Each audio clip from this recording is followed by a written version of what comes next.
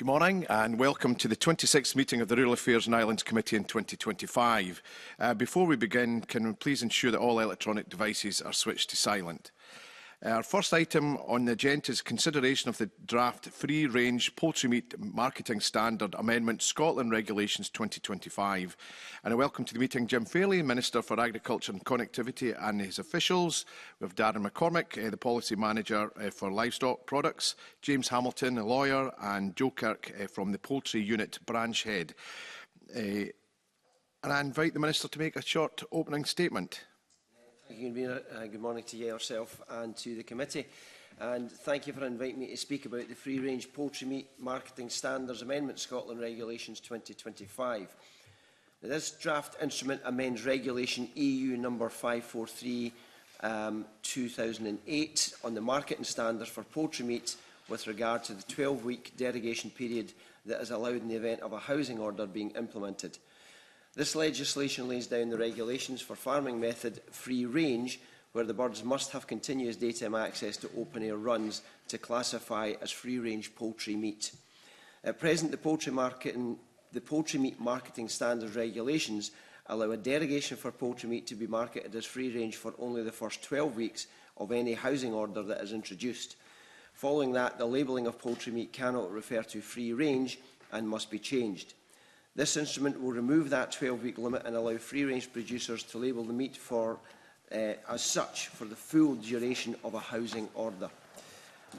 As you may remember, last year we amended the free-range egg regulations by removing the 16-week derogation so that eggs could continue to be marketed as free-range regardless of how long hens had been housed under temporary housing restrictions.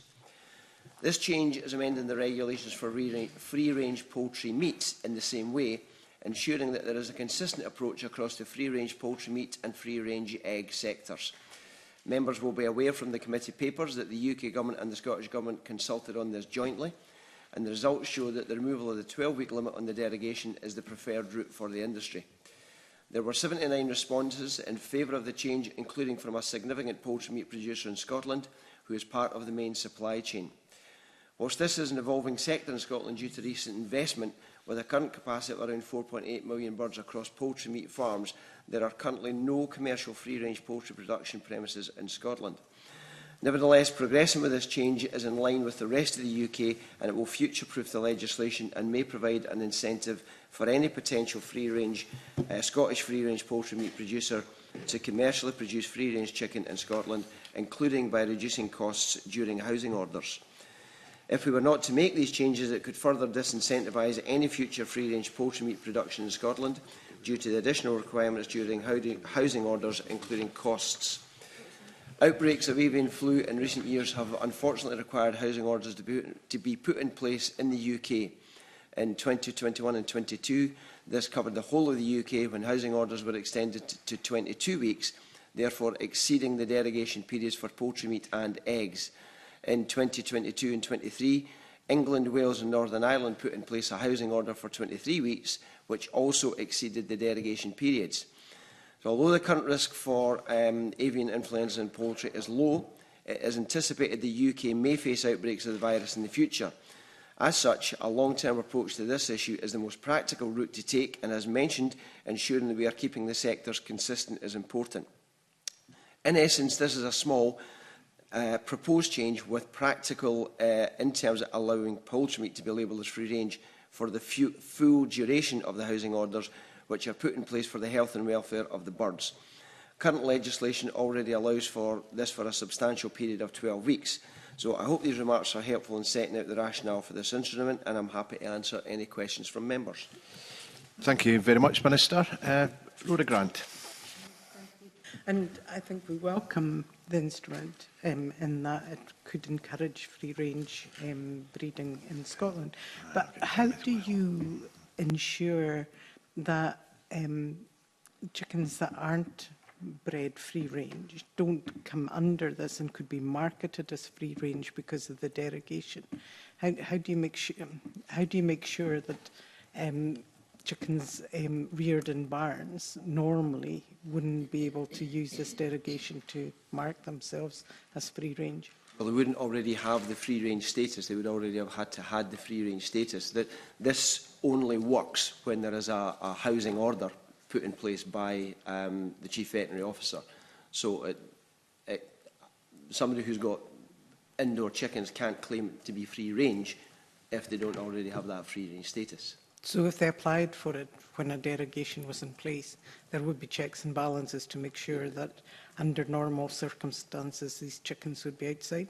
Well, even if there was a housing order in place, they wouldn't be able to apply for the free-range status unless they had all the other things that they would need to have in place as a free-range producer. They wouldn't be registered as a free-range producer at that point. Okay, and there will be checks at that point. Tim Eagle.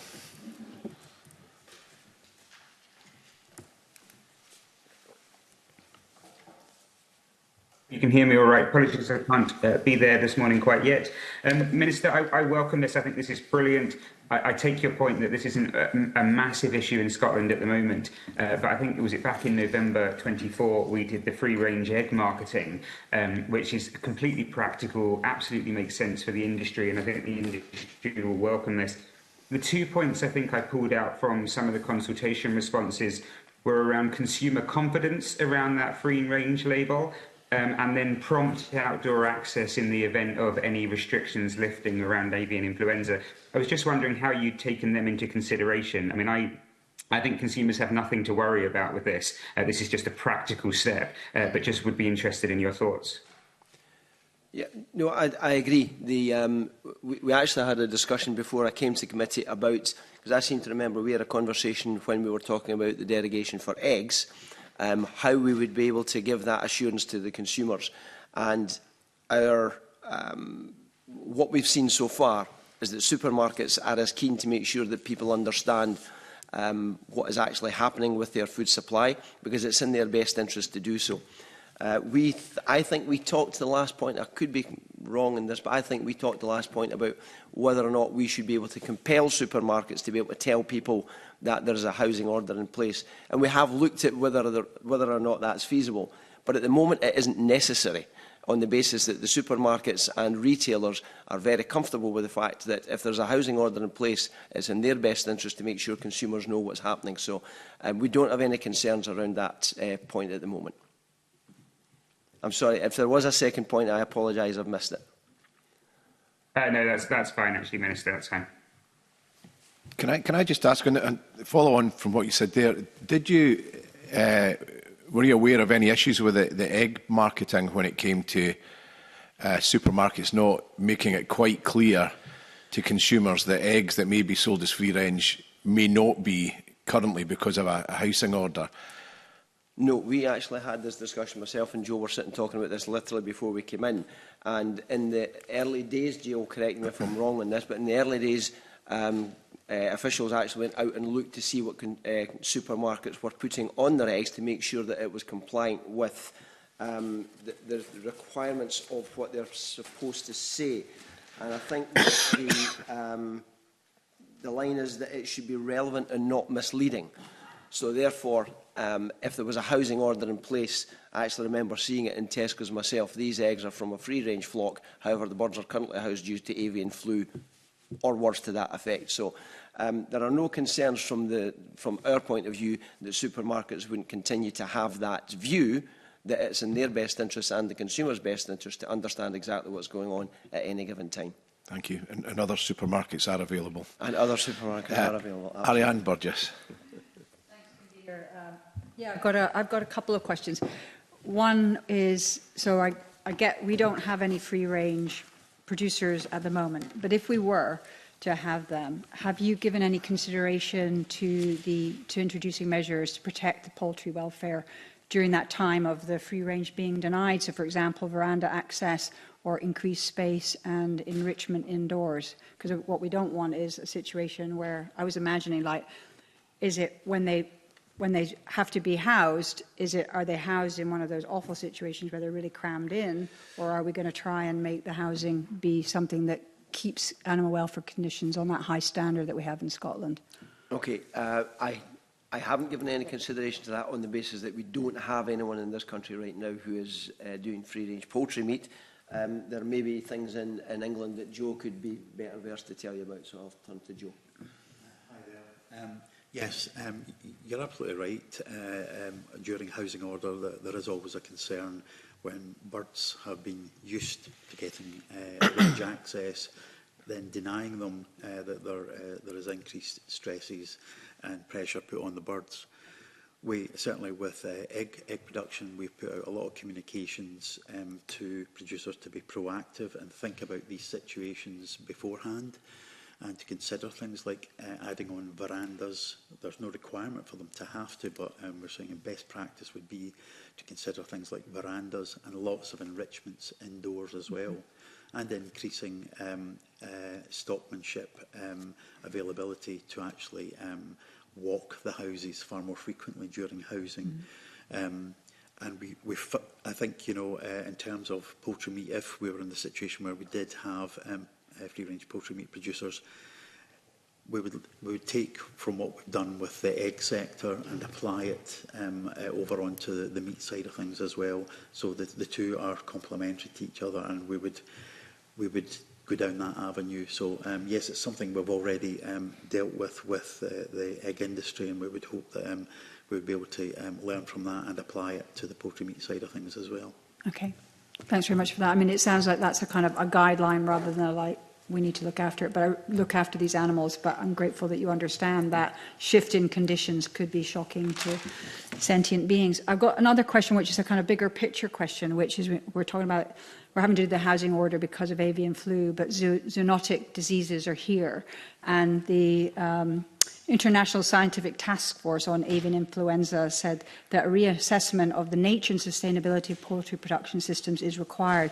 So I just wonder if we're actually, so I know we're doing this to handle the kind of symptom, but what's the government doing and what's happening at a UK level potentially to actually look at the fact that we've got avian flu, and can we address it at that deeper level? How do we actually tackle zoonotic diseases? I'm not sure how we tackle zoonotic diseases in a wild bird population that are transient.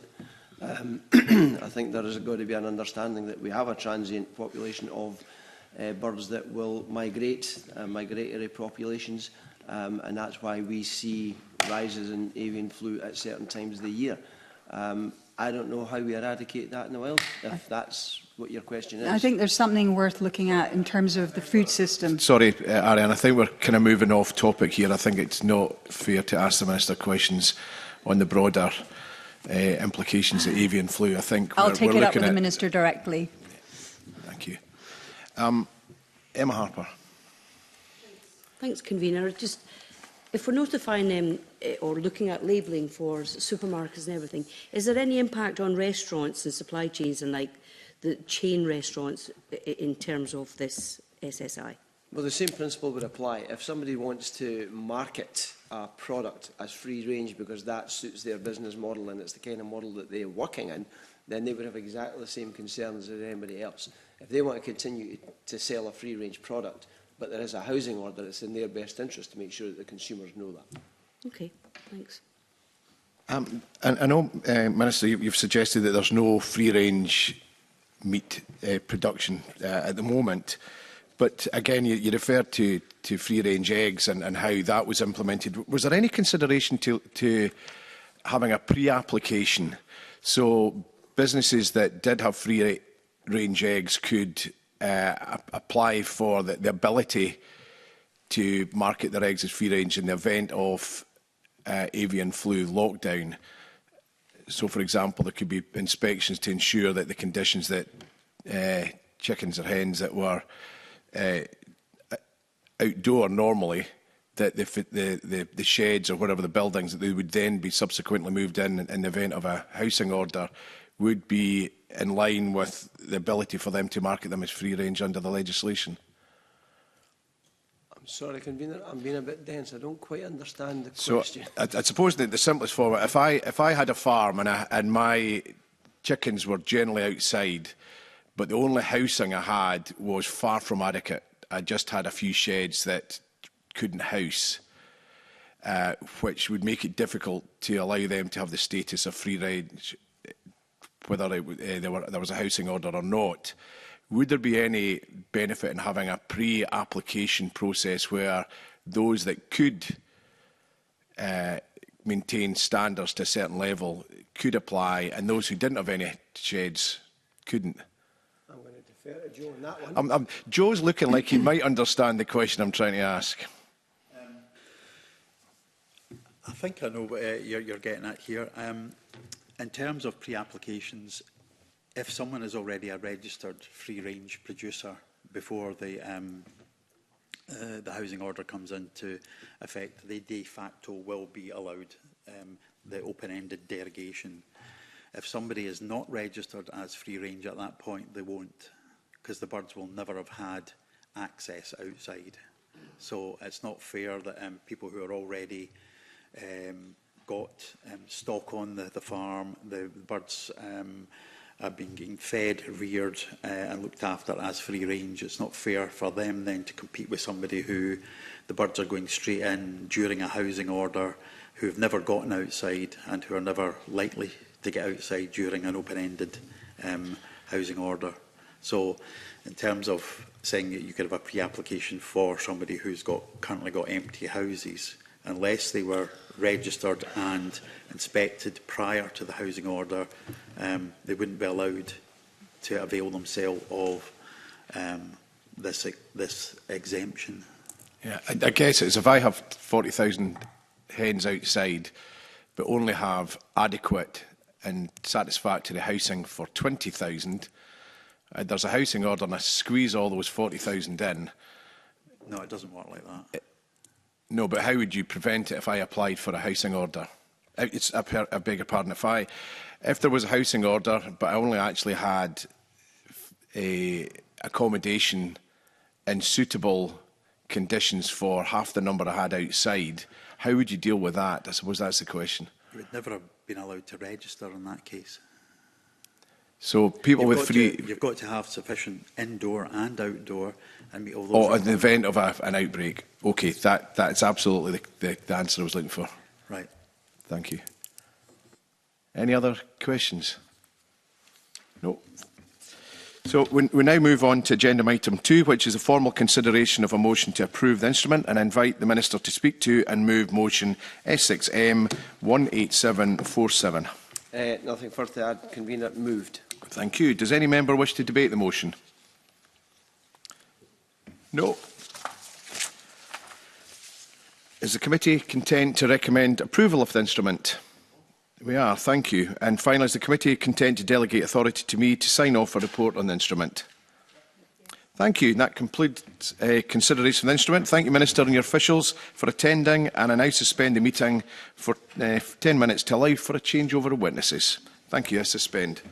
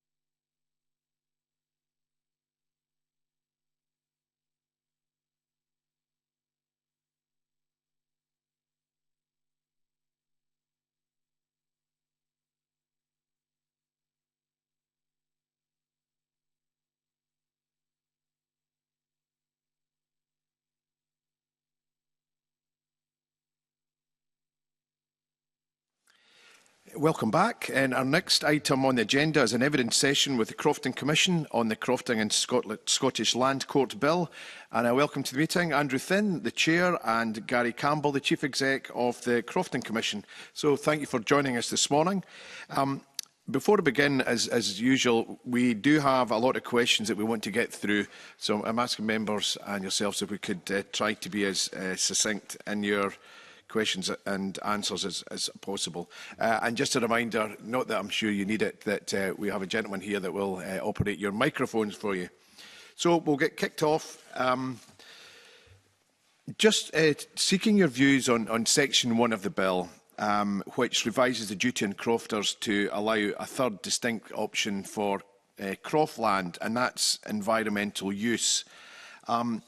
We had a delegation of committee members visit Skye this weekend, and there were some concerns about the potential misuse of the term environmental use, given it's so broad. So can you give us your view on that and what it might achieve and any pitfalls you can see in that broad description? So I'll kick it off. So the concerns are legitimate. And we need to understand the interplay between legislation and the policy plan which the Crofton Commission is required to put in place by law. The analogy for members would be the interplay between planning legislation and the local plan. So the really important thing on this one is that I think it is sensible for legislation to describe things at a fairly high level and leave a degree of flexibility in there. But this will only work if the Crofton Commission has a robust, clear policy plan that sets out very clearly what its policy is on use for environmental purposes, or whatever phrase goes into the legislation. But so long as the Commission has a robust policy plan in place, then I think we're fine. We will then make decisions against that plan, and the Land Court, living my old life for a minute there, sorry. The Land Court will then hear appeals against not just the legislation, but the policy plan. So the policy plan is absolutely central to this, but so long as we get that right, I think this will work fine. So do you think that the legislation, the face of the bill, needs to be tightened to give a clearer identification of what the government's outcomes would be? I know you've talked about flexibility, or do you believe that clarity can be provided in guidance? I don't think it needs to be. Sorry, Gary, no. I don't think it needs to be clarified in the bill. It could be, obviously, that's a matter for Parliament, but I don't think it needs to be. I think what matters is that the Commission... So I'm going to hold my hand up and say I don't think the Commission has done a particularly good job on its policy plan previously, and we're in the process of a comprehensive programme of modernising policy right now. But I think as long as the Commission does its job properly on the policy plan, I don't think there is a need to change the bill. Okay. I just briefly add, I think the overall thing, as Andrew said, in terms of what environmental use means in the broadest context, that's a matter for the consideration of Parliament. But specifically with this bill, which is already in it, when it says environmental use means any planned and managed use, I think that covers it. From my perspective, at an operational level, that covers it well enough so that we can take planned and managed, and then, as Andrew said, apply that through our policies. So I'm quite content with that level of detail in the legislation as it is. We heard one example of what would appear to have been an abandoned croft. However, the crofter had a website which set out a range of different environmental activities, which was clearly not real. Indeed, I think we go as far as suggesting that it was probably created by someone typing something into chat, one of the AI programs. But you could have argued that was planned, and you could also have argued that it was managed, because at some point during a 4, 5, 6 year period, someone had planted a couple of trees, but effectively the croft had been abandoned. How will the descriptions that you set out there actually ensure, without the Crofton Commission have more boots on the ground and actively investigating claims that someone is planned and managing their environmental use, how is that going to be achieved? So I'm not going to write the policy plan right now, forgive me. What the legislation says is the starting point, not the ending point for this. The legislation says what Parliament intends. We then must, every 5 years, because it's a 5-year cycle, every 5 years spell out in contemporary terms what we think that means in policy terms. I don't doubt, because this is a difficult area, that there will be challenges. The Land Court may well have to rule on this, but that's helpful. It's no different from any other legislation. A ruling by the Land Court creates case law, which in fact strengthens your position. So I think this is workable. I don't want you to take the impression that I think it's easy, but it's not easy for you either. And for you to try and spell this out in multiple sentences in a piece of legislation effectively would put you in the position of writing the Crofton Commission's policy into law, and I don't think that's necessary. Mm-hmm. Okay. Alistair Allen. Thank you, I saw the same Croft as you did, and without referring to it too specifically, I suppose it does raise a few questions in my mind that have been raised from other contexts as well. I mean, I think it would be fair to say that most Crofters are actually quite enthusiastic about finding ways of including in legislation care of the environment and giving that due recognition.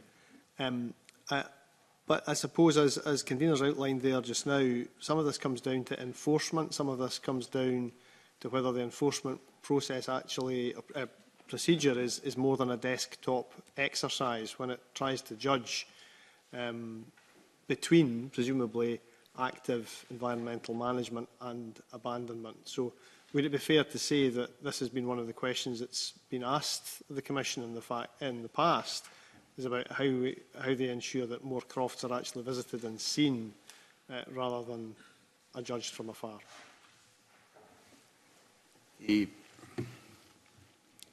What shall I say this in the same way as not being too specific?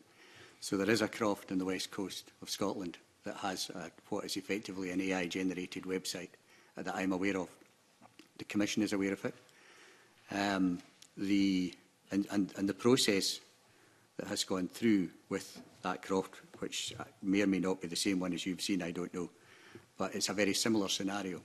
And that we received an official complaint that from the Crofton community. We had to investigate it, which we did. At the moment, this croft that seems to be very similar to what you're talking about is going to be the subject of a report from the ARPID, local ARPID office, who we use and have done for many decades as our boots on the ground. And what they will be looking for is further evidence in terms of the environmental uses that are being claimed. To give another example, yet another one, this time in the Western Isles, we had a complaint from a member of the public saying that they'd been on holiday in the Western Isles and they were disgusted at this abandoned croft in the Uists and what were we doing about it. And actually what was an abandoned croft wasn't. It was an area of land that had been put aside through an approved scheme where the person was receiving compensation from another government agency because it was a very, very rare orchid that grew on that land. So I think that particular one, and we wrote back to the person and said, you mistook it, and they were then delighted that the crofts had been used for such things. But I think that second example is an example of what we do and what we would look for. As Andrew said, we don't want to write policy here today, but we would then look for further evidence in terms of what the management scheme would be, what your plans are going forward, how it will be monitored, how it will be measured, and what the environmental outcomes are. And that's why I'm quite content that planned and managed in the existing legislation will allow us then through policy to address all of these issues and hopefully give you an example that I'm aware of all these situations and we're actually addressing them as we can at the moment. Could I address the wider point that Alistair Allen's raising about enforcement? Because you're absolutely right. there are 21,000 crofts in Scotland. We cannot, with the best will in the world, and even when the economy is growing fast and budgets are growing fast, we cannot send someone out to inspect 21,000 crofts. That can't be done. So what is absolutely clear, Parliament has already put in place a system of annual notices where crofters are required by law to confirm annually that they are living on within 30 kilometres and that they're using their crofts for whatever. So the way into this is through the annual notice and through enforcing that. Now, the Commission has not previously enforced the annual notice. It needs to, it will. The annual notice, so we are switching this onto a kind of self-reporting system, if you like, which is what Parliament intended when it put that annual notice system in place some years ago. So you need to confirm that you are fulfilling your duties, and that includes, if you're using it for environmental use, that you're doing so in line with whatever the policy says. If you falsely complete an annual notice, that's fraud. That's a very serious offence. So the disincentive to falsely report is very high. We will do this autumn and this winter. We'll see how it goes. But I am very confident that the right way to enforce this is by using the tools that Parliament's already given us, rather than by trying to invent something new. Jump ahead too far into enforcement, but I think it's maybe important to put on the record that obviously most crofters are doing the right thing here, and the reason that those who are doing the right thing get angry about this issue of abandonment is not because they feel that their neighbours are making some kind of money out of this, but because ultimately if a township is denuded of people who are active crofters, then the collective aspect of crofting becomes impossible in that township. So I suppose on that theme, and again, not jumping too far ahead, but on this idea about including environmental use, the key word here seems to be managed. And I realise you've touched on this, but do you have an idea, even provisionally in your mind, what that word might mean? So it has to be put to environmental use, but it has to be managed use. We're looking at it at the moment. So what we're doing, not specifically with that at the moment and within too much detail, but we are already, what we've done with our policy team is each of the proposals in this bill has been worked through in terms of what it means for us, in terms of day-to-day work, and also what policy we'll need. And we've worked very closely with the Bill team, Bill Barron, Michael Nugent, who I have to say have been tremendously supportive throughout this entire process. In terms of what this means, the potential timing should this bill go through Parliament be passed as an act, and what it means for us. So what I would assure you is that, well, we don't have all the detail at the moment. By the time this comes into legislation, should that be the case, then we'll be ready to hit the ground running with it at that point in time. Okay. Forgive me adding as well. Managed, I think, is clear to most people. Managed means that there's a plan. Managed means that there are clear milestones and outcomes. And managed means that there are performance measurement systems in place. So those are the bones of what managed means.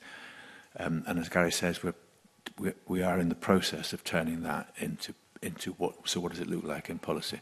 But the idea, the thing that's worrying crofters, absolutely rightly, is that people will abandon land and then say this is environmental use. Mm-hmm. So it's quite clear from the way that the bill's been drafted by the team that's abandonment is not environmental management, that it's planned and it's managed. So there will be something on paper that's quite clear, that has milestones, as I say, targets, and there's quite, Nature Scott's got quite a lot of good thinking around this sort of stuff already. So I'm pretty confident we can put a policy in place that will be, quite tough, actually. The idea that you can just sit in your hands and say that's environmental management, I think, is a non-starter. Okay, thank you, Convener. Just on it, I think it would be fair to say that there were universal concerns about the Crofton Commission's enforcement.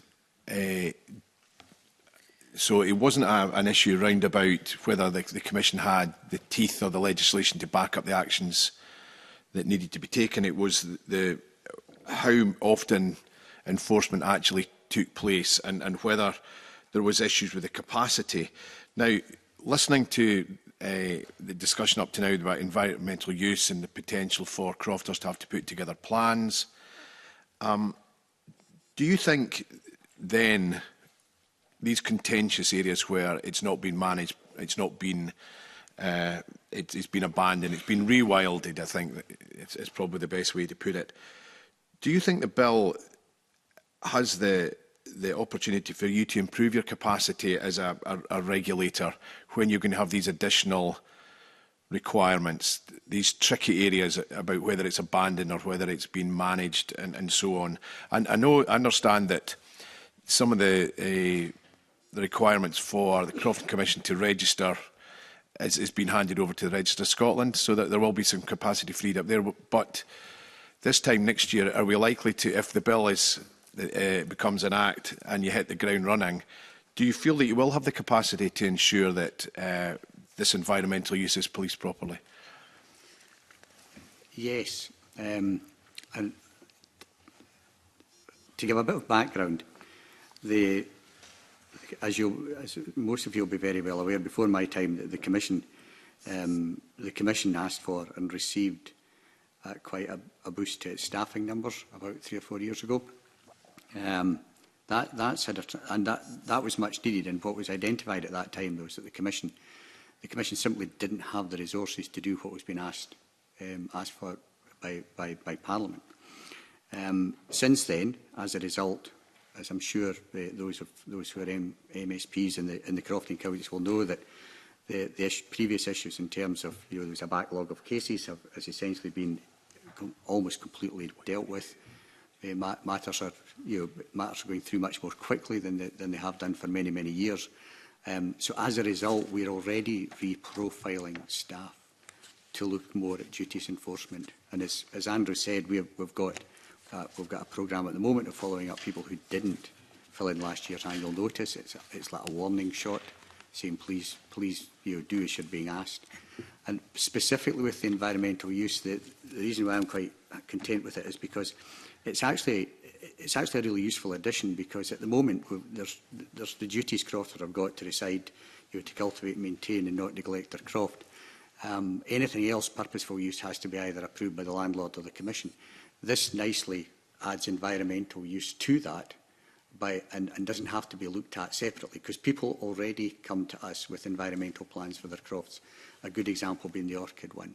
So that means that instead of them having to go to their landlord, which in that case is a community landowner, to get permission, or if they demur, they come to us and we give permission, then that is given automatically. So from my perspective at an operational level, it actually clarifies matters and allows us to go about the work that we're already doing. And you're correct. In the past, I would say, because the Commission didn't have the necessary resources, most of the effort was placed on regulatory applications. Quite correctly, people want to get on with their lives, and the enforcement, the ultimate enforcement, was left as a second thing. That's not the case now, because we've listened. We've been around, like you guys have been around the Crofton counties. We've been there too. We've listened and we're now taking action. And I'm certainly getting positive feedback on what we're doing at the moment, and it's been very well received. So hopefully all of that will mean that, yes, we will be able to have the resources. But what I will do is, if we don't, we'll come back and ask for some more help. Okay. Thank you. Well, now we're going to move on to enforcement duties. I know we've touched on it to some extent, but a further question from Alistair Allen. Thank you, Convener. As you've touched on, all of you, the issue of reporting is crucial in all of this, and the people who were tasked, if you like, of reporting on non-compliance changed in recent Crofton legislation. I suppose what I'm interested in is, does this bill improve that process of reporting on non-compliance and remove some of the need for neighbours to describe the activities of their neighbours, which is obviously not an ideal or workable situation? I think it will be helpful. But let's be clear, there is a difference between alleging and providing evidence. And in a sense, I mean, there is an argument for saying, you know, why say who can report that someone for breaking the law? Why can't we all just report someone for breaking the law? What really matters to make this system work is that people who are reporting breaches, which are breaches of the law, people who are reporting breaches do so with evidence. Otherwise, it's simply an allegation, and it can be, you know, it can be very difficult, frankly, to, you know, people have property rights. We are potentially, you know, we are requiring the relet probably of 1 croft a week already. If you're going to take people's property rights away, you need robust evidence, and I think that's the key. Okay, you mentioned resource there as well. From your point of view, are there things being put forward in this bill that would free up resource, that would allow you to concentrate on the task you've described, which is the task, well, it's not your only task, but ultimately it is part of your responsibility, as you've described, to take tenancies off people if a croft is abandoned. So are there things in here that would free you up to do some of that? Yes. I'm very much in favour of this bill in general terms, because it tidies up an awful lot of areas that were problematic and you know, weren't probably best thought out at the time when they were written, and also from the 1993 Act, you know, almost 35-year-old, and don't make sense any longer in today's world. So a lot of these things which take up a lot of our time, I think will allow us to then reprofile the staff, as you say. We've got various opportunities going forward. Quite a number of the staff have intimated to me that they'll probably retire over the next few years, although obviously we can't take it as read. But again, that allows us to look at the structure of the Commission, who's best placed to be where, and how to then replace these jobs within an existing budget and maybe do something slightly different. So we've got quite a lot of operational plans going on at the moment that come from the policy modernisation that Andrew's talking about, through to looking at the impact of this in detail, which we are in terms of policy, which of the teams, I mean, you'll see from the financial memorandum that goes with this bill that there was an extensive discussion with sponsor, and again, thanks to Michael and Bill for taking the time to go through it in such detail so that we did come out with the right outcome in terms of staff, and not the situation that, again, this is my view, in it, that when the 2010 Act went through and it was deemed to be cost neutral, and that put the Commission, in the new then Crofton Commission, in a position where it simply didn't have the resources to do what it had to do, and that was rectified a few years ago. And one of the things we were very conscious of, we didn't want to do that again, and I'm quite content that at the moment, as things stand, we'll be able to do it. There's still obviously the scenario that we can't, as we've already said, we can't go and physically inspect 21,000 crofts every year to check that people are telling the truth. We go on the basis that people are telling us the truth.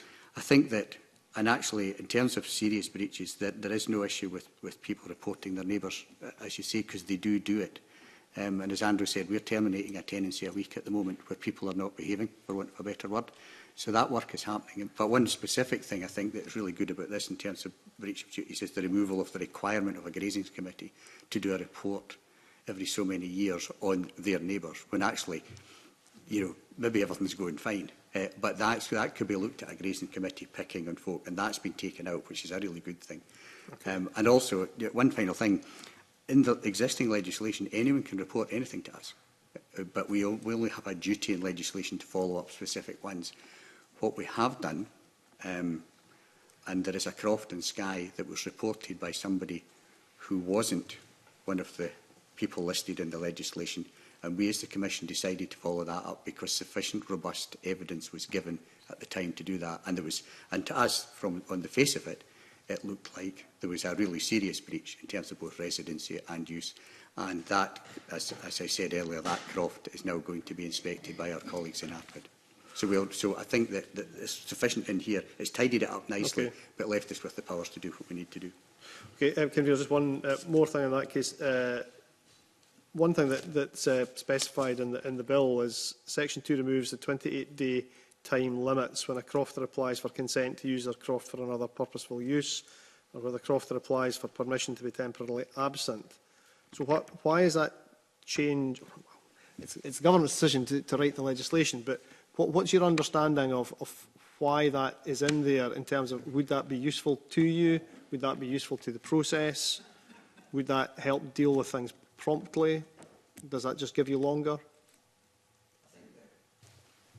It gives us slightly longer when necessary, because another purposeful use, a good example would be somebody wants to use their croft as a glamping site.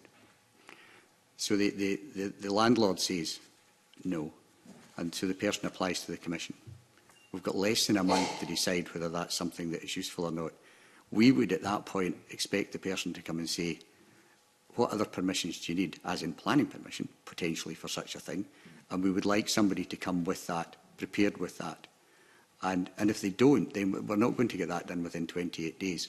I think it just removes a random number from a process that was put in at some point when, to be honest, when probably things like glamping sites and things like that weren't considered. I mean, at the time it would have been, I want to keep horses instead of cows. Is that okay? Yeah, that's fine, 28 days. But we've moved on.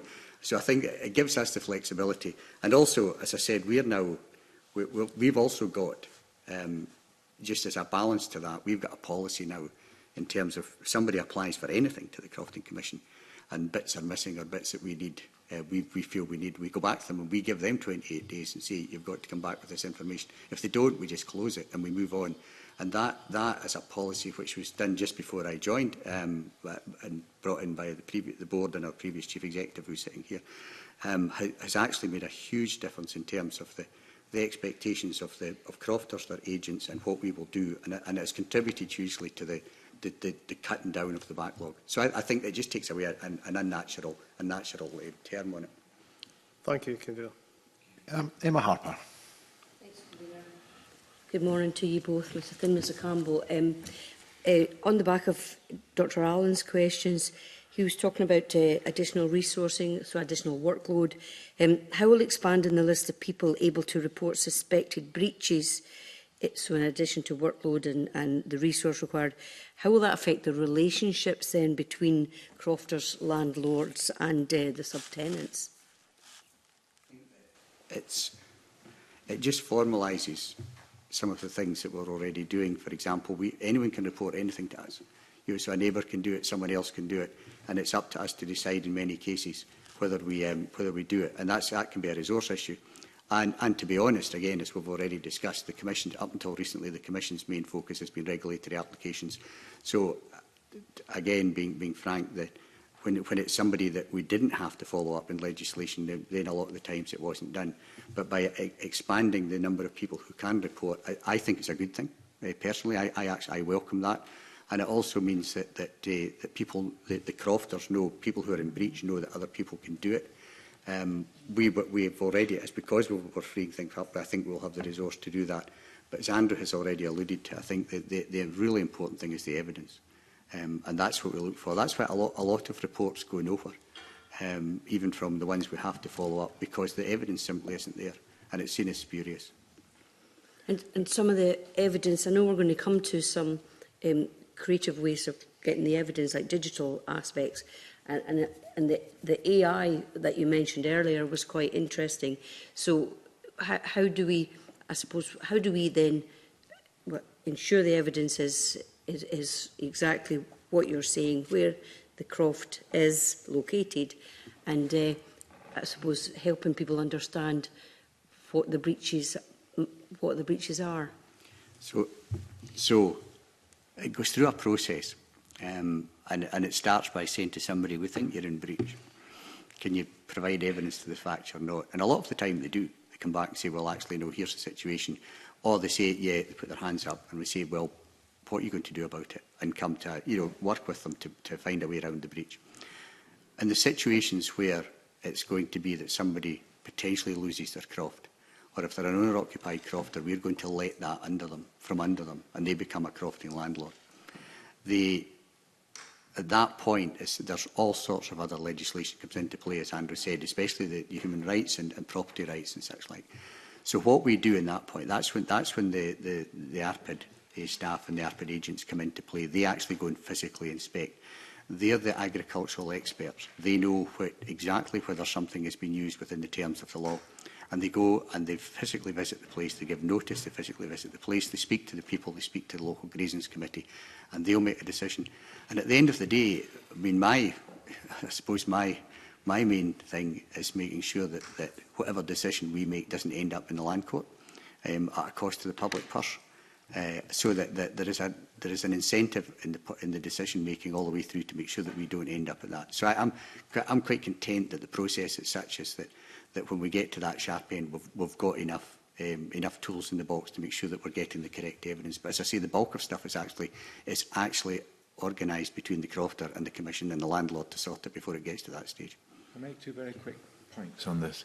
So on evidence, when modernising the policy plan, it will be significantly more detailed. That frames your evidence. If the policy, let's take the requirement to be ordinarily resident. If the policy plan is crystal clear what ordinarily resident means and what evidence looks like, then that defines what evidence is required to prove it. So we need to get this policy plan right to define evidence, and I think that will massively help crofters once we've done that. The other point I want to make is a much wider point, which is I think there is a legitimate discussion about this question of who can report breaches, because in other aspects of life, if you break the law, anyone can report you. And in this situation, if you break the law, anyone can report you. When it says who can report, what it actually means is if these people report, the Crofting Commission must investigate. And I think that comes back to the evidence point, that we have, at the moment we have situations where people report breaches with not a shred of evidence, but we must investigate. Now there is a clause that talks about vexatious, but so this does need tidied up. Me, of Emma Harper's question, do you believe it's going to affect the workload of the Commission adversely or positively if you have multiple breaches? The good word is clipping on your neighbour, and at the moment, those complaints are almost filtered by named groups that are allowed to raise a complaint. So, for example, a common grazing group could receive a complaint, but they would probably only inform the Commission if they thought it was a valid complaint. That level of scrutiny is now gone, and you could have 66 crofters all complain about each other. Have you got anything in place to ensure that's not actually going to make it worse for you? Because I think you've set out how you'll make it better, but is there not the potential for it actually increasing your workload? A lot of that goes on already. I think it's the best way to put it, that people are complaining, and it's down to the point that Andrew made. There's lots of people complaining about things, and it's simply just generational disputes. I think where, if anywhere, the effect on the Commission will be is increased regulatory applications and notifications, the paperwork side of things. And off the back of the work that we're doing, for example, and saying to people, you didn't fill out this annual notice, we're basically saying, are you actually there? It's about residents. We're actually now we're starting to see an uptick in assignation applications and notifications in terms of who owns crofts and such like. So I think I'm pretty sure that the existing setup we have in terms of dealing with complaints carries on that filtering process. And will be okay. But if anything, it would be the regulatory application that will increase. And again, with looking at, well, I mean, for example, we're already speaking to our sponsor division about a new caseload management system, because the current one has got some security issues in terms of the underlying software soon to be going out of date. That will bring it up to date by 10 years, and that again should help streamline processing that will allow staff to take on more work. So again, looking at the thing in the whole, I think that I'm quite content that we'll be able to cope with it, it's certainly in the short term. Okay. Can I add a very quick, probably not particularly helpful point? The Bill team ran a really excellent public consultation last summer, and I went to several events miles away out in the Western Isles, Barra, Tyree, all sorts of places. There was a really interesting discussion that took place in a couple of those, which was, do we need a system of reporting at all? Surely in other walks of life, we just assume that anyone can report a breach of the law. Why do we spell this out at all? I think that's a really interesting discussion. Ariane Burgess. Just going to find my question, which is right in front of me here. So the bill changes how breaches of crofting duties can be reported and enforced. That's what we've been talking about. I would be interested to understand how the reforms will affect crofting communities and improve fairness in the enforcement. So you've kind of started to touch in on that a little bit, but the clipping piece that the convener talked about. But anything else that you wanted to talk about?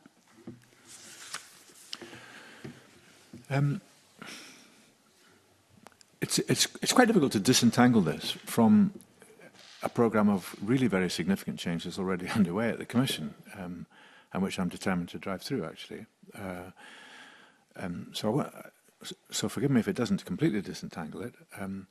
There is no question that the Commission has not been as firm as it could have been on crofting residency or duties, as it could be and as it will be over the next few years. The consequence of that is that people have been allowed to live in Glasgow and New York who have a croft, and many people would regard that as unfair. People have been allowed not to bother using their crofts, and people would regard that as unfair. Now, we can sort those things with the powers we've already got, and we will sort those things. And it may be a little bit uncomfortable for people as we just change gear here, but we will. What the bill will do will speed up the process of enforcement. It's really, there's some really excellent thinking, actually, by the bill team around. Given that enforcement is resource-intensive, publicly expensive, how do we speed that up while still protecting people's property rights? And that is important. That is an important balance. I think the bill team have done a really good job on that. So what the bill will do is not, it won't change it. We must use our existing powers properly, and we will. What the bill will do will allow us to do that in a more streamlined way while still protecting rights. Okay, there's I think a piece here that is about improving fairness in enforcement.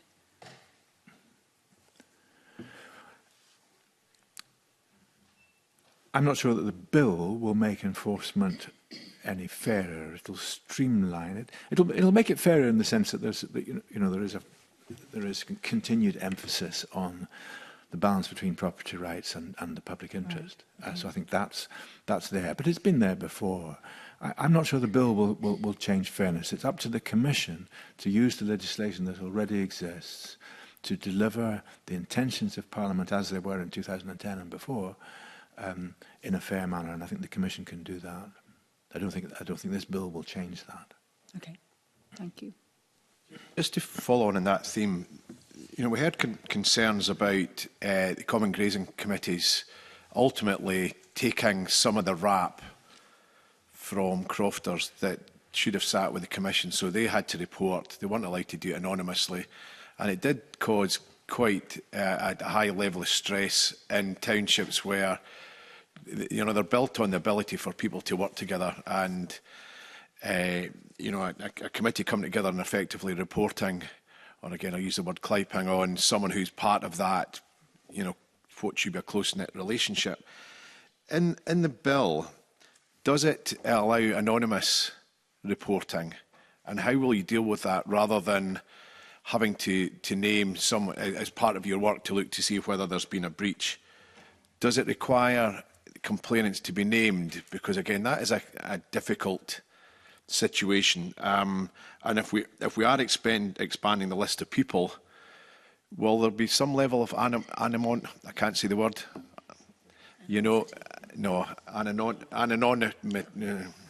Animosity. Just anonymity. That's the. I'm not going to try and say that again, but you know where I'm coming from, where there has been concerns in the past that certain individuals have been targeted because of their, reporting breaches. Will that level of fairness be taken away, where ultimately it will be seen as the Commission that are dealing with a complaint rather than concerns about who made the complaint in the first place? So I think one of the weaknesses of a system that says you can complain and you can't is that you have to name yourself, because otherwise we don't know who you are. Yeah. So it is a weakness in the system, actually. As I said earlier, anyone can allege a breach at the moment in law. That's just a basic right. Anyone can do so. We don't have a statutory duty to investigate unless it's a named person.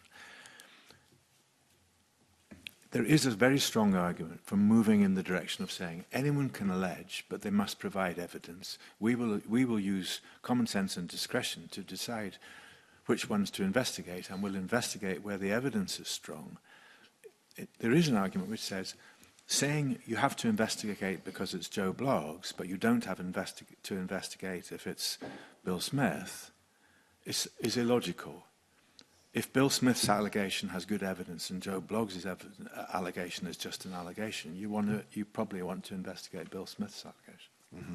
I suppose where I'm coming from is whether the complainants need to be named. Now, they could be known to you and they need to say... So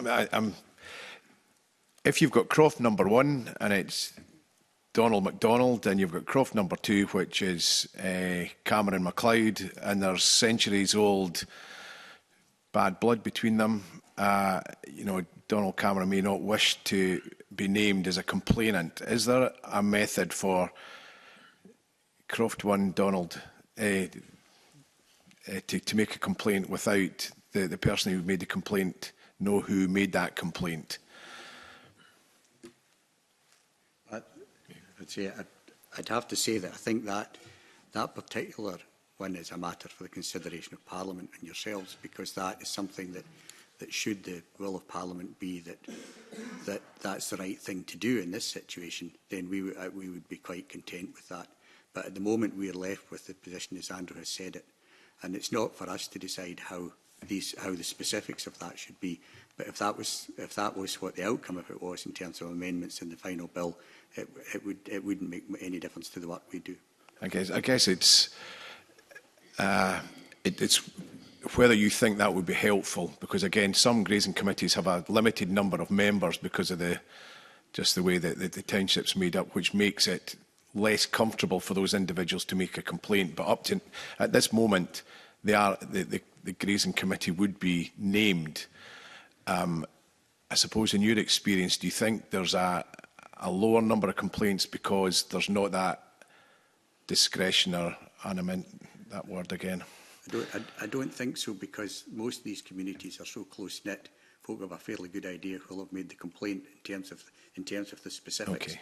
And what I would caution against is that if somebody makes an assumption that somebody's made a complaint and they haven't, that could be the other side of it, and that in itself could cause even more disharmony. Because you've said it, centuries-old fights which do go on, so the people generally know who's complaining against them as it is. Okay, thank you. That's helpful. Move on to a question from Rhoda Grant.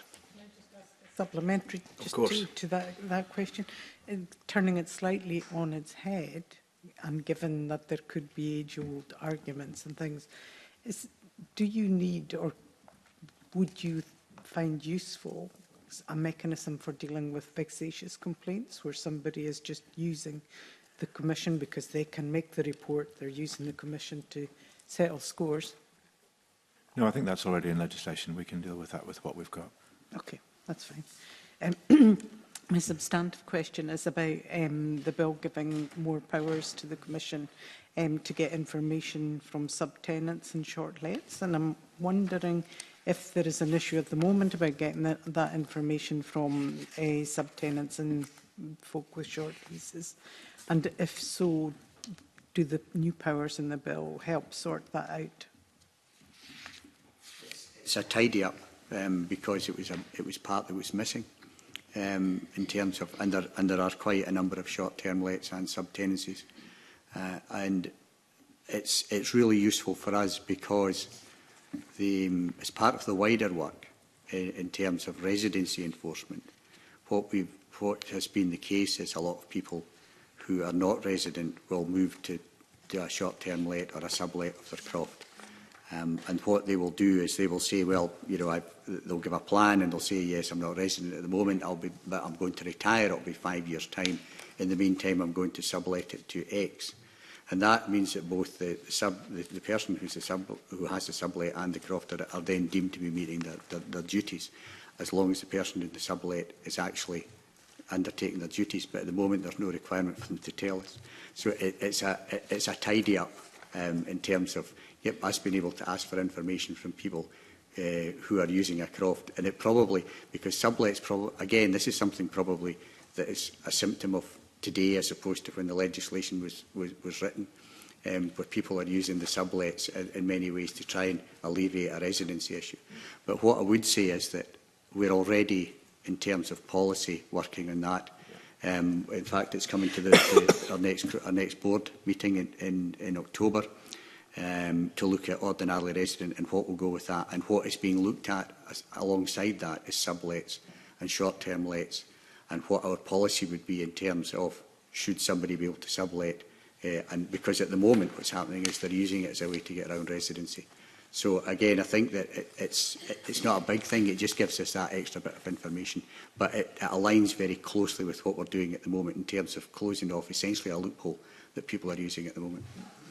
Okay, thank you. And a question on a different issue with regard to the bill clarifying that landlords are not obliged to provide fixed equipment.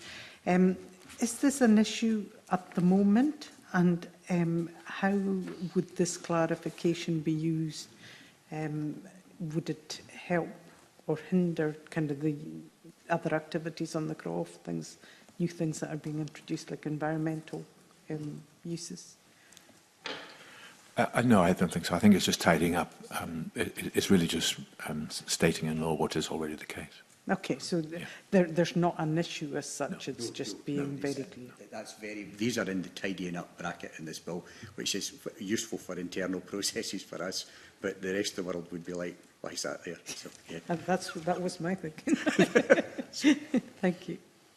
Just before we move on to the next section, common grazing, I'd like to jump back to, I would like you to set out exactly what the issues are currently with subtenants and short leases, whether those are informal or formal, because we heard that, you know, a number of crofters use subletting or informal agreements sometimes to help. So we've got a crofter who's maybe in their 70s who's no longer physically able to maintain or cultivate, and they have another crofter who may be 40 kilometres away who actually uses it to graze cattle or whatever. Can you set out what the issues are? So obviously a lot of the bill's about clearing things up, and you've suggested that it's a useful tool, but what is it actually trying to address? What's the issue at the moment with sublets and subtenants? Is it simply absent crofters? So the Commission has been relatively relaxed about agreeing subtenancies, and it's had the power to do that. What's happened is that people have, instead of addressing the fundamental, which is that they no longer live on the croft or near the croft, they've applied for a sublet and kept the croft, and that's the point that Gary made. So we need to tidy that up. We've got the powers to do that. We can do that now. We are in the process, as Gary said, of tightening that up. So you should not get us. We should not agree a sublet unless there's some very clear reason. For example, I'm off to work offshore for 3 years, but I'll be back. The sort of sublet because I can't figure out what I'm going to do, or sublet because I'm too old to run the croft any longer. Actually, these are reasons that probably don't stack up in public policy terms. If you're too old to run the croft, you'd be better to let the croft to a young family and decroft your house and so on, but let a young family in. What the bill will do is tidy that process up, but we've already got most of the powers we need to deal with this. Okay, because we've also heard that in some instances there were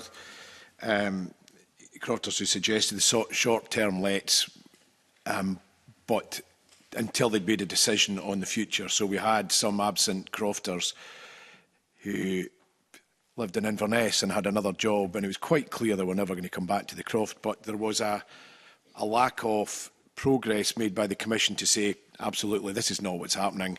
but there was flexibility within it to say, right, we'll review it in 18 months and then another 18 months or whatever. Is that going to be addressed by these tougher powers?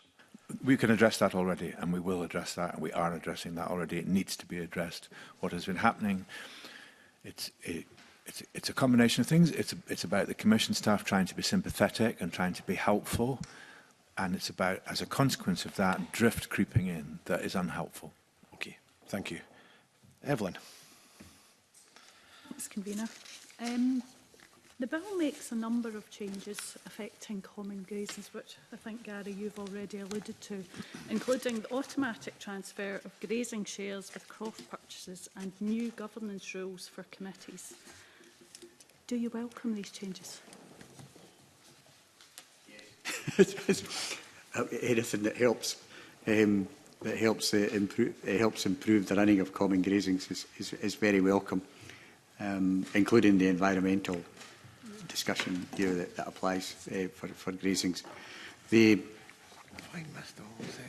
Again, this is probably small steps in what would eventually be a much bigger look at common grazings and their use in the 21st century. Because if anything in crofting is as it was in 1886, it's grazings. Yeah. And we've got a system that those who are crofters in the room, like Dr. Allen, will know that. Sorry, from crofting communities, will know that grazings can just honestly, you can give up the will to live at times with some of the stuff with grazings. So the points for grazings in this bill are steps that will allow us and the grazing shareholders to make the best use of how things are at the moment. But I'm along with probably everybody else in saying that what's probably needed is a wholesale reform of crofting.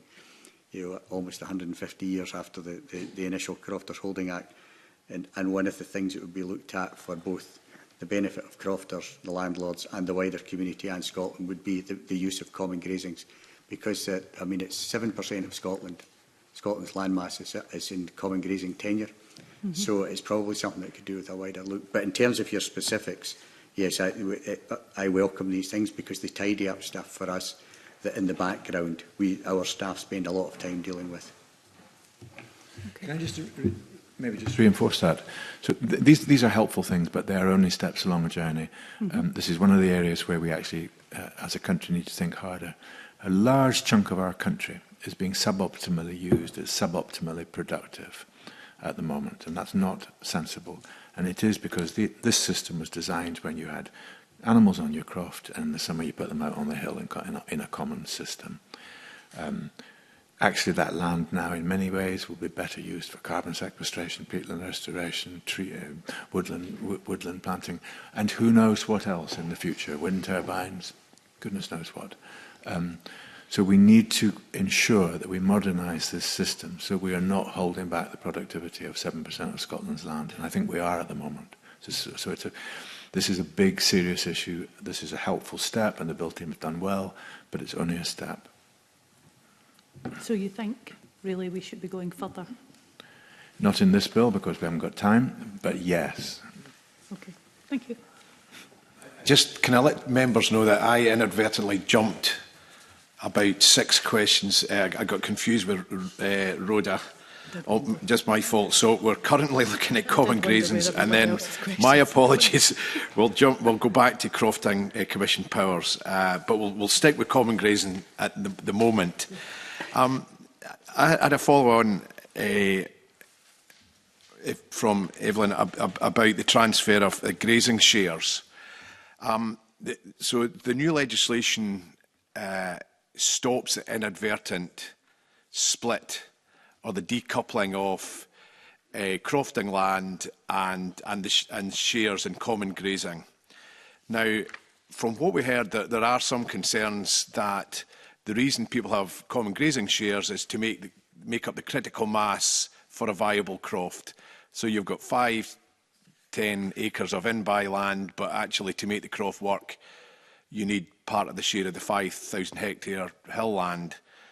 And by breaking that link, you potentially put the in-buy land as unviable because there's just not enough land to make the return on it that you might need.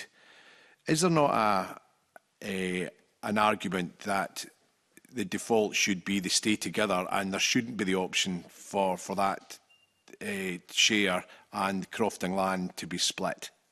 Well, I'm cautious because let's just think through the logic of this. So absolutely, when it was the case that essentially crofting was about keeping sheep and cattle, it made sense what you've just said, that you needed a critical mass, you needed to put your animals out on the hill in the summer and so forth.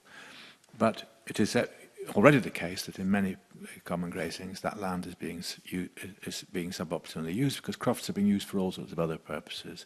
And this land has productive uses for the benefit of the country that may not necessarily just be about grazing. So I think to prevent inadvertent splitting makes sense, but I think it is not. I don't think it is logical to say we shouldn't allow shares in the common to be split from crofting.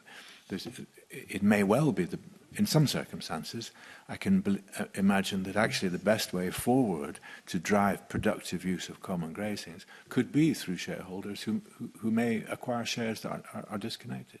So a bit of caution on that. Yeah. Yes, go ahead. Can I just? I agree with what Andrew said. It's the inadvertent splitting that's the issue. That's and I absolutely welcome something that I think a good place is the default is that the two stay together because just common sense dictates. However, there are quite a number of situations where people, especially people buying a croft and looking at productive use that doesn't involve the tradition of sheep and cattle and such like, and they've maybe got a horticultural business. There's lots of good examples of it where they wouldn't make use of the grazing share. And in that particular instance, they could say, well, I don't want it. And it could, and there's all the processes are there to go and redistribute it amongst others and such like. But at the moment, it's the inadvertent bit that's the cause, because as I'm sure you've been told, it creates a croft in its own right called a deemed croft that becomes a croft. However, the knock-on effect of that is that if that deemed croft is there, that can actually become a croft that somebody else can use. We can create a croft off the back of it. So it can become a croft, and all of a sudden you've got an additional croft in the township, and you've maybe got another family and other people there as well. So yes, inadvertent, absolutely. It would save us an awful lot of bother, and then it also needs to be tidied up as to how these things sit in title deeds of owner-occupied crofts, but Register of Scotland are looking at that at the moment. But again, as long as there's a mechanism there, which there is, where people could then say, but I don't want it, and this is why, and then it would be looking at, is that a reasonable, purposeful use for doing that? Is there an argument that there needs to be a toughening up of the scenarios where these shares can actually be decoupled from the land, particularly given where we see that, and we heard of examples where there might be keeping the shares as a future investment because they see a future share value in those shares, whether that's through a wind turbine being built on common grazing or I know Alistair Allen's going to go into questions about environmental purposes of common grazing, whether that's peatland restoration, carbon credits, biodiversity credits, so on, where we see the whole philosophy, the whole reason we have crofting is that it's not for individuals to gain wealth or for a capital gain, but potentially the splitting of those shares away from the crofting land is seen as a future investment. It's almost land grabbing for a future increase in value.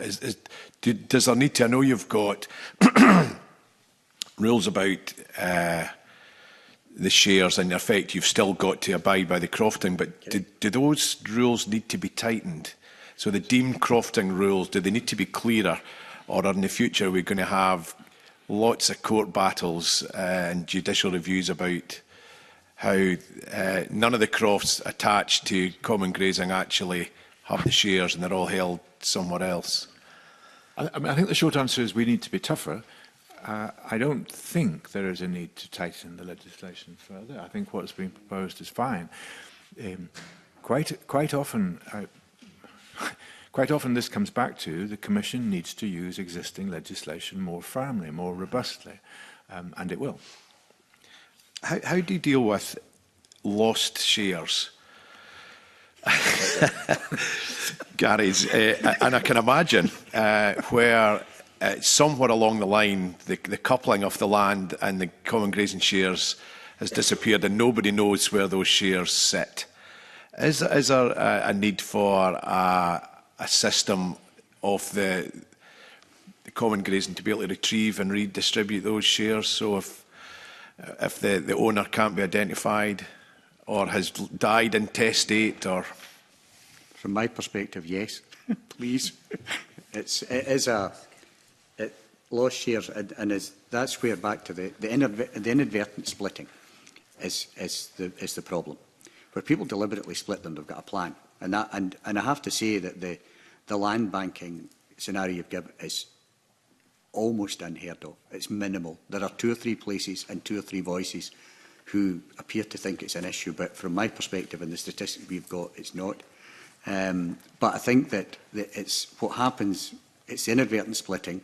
Someone buys a good example. You buy your croft, the share doesn't come with it. You're not bothered because you weren't using it anyway.